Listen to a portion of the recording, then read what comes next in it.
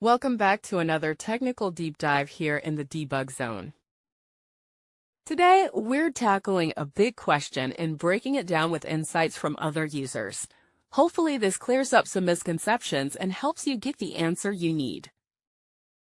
So buckle up, stay a little curious, and let's jump right in.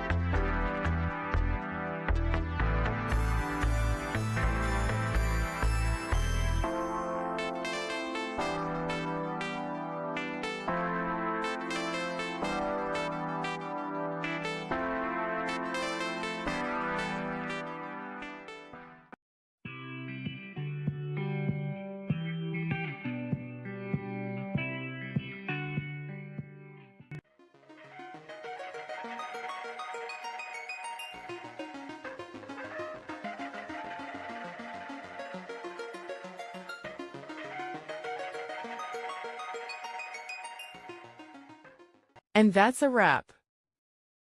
I hope you found the answer you were looking for. If you did, take a second to hit that subscribe button. It really helps out. And let me know in the comments which solution worked best for you. See you next time in the debug zone.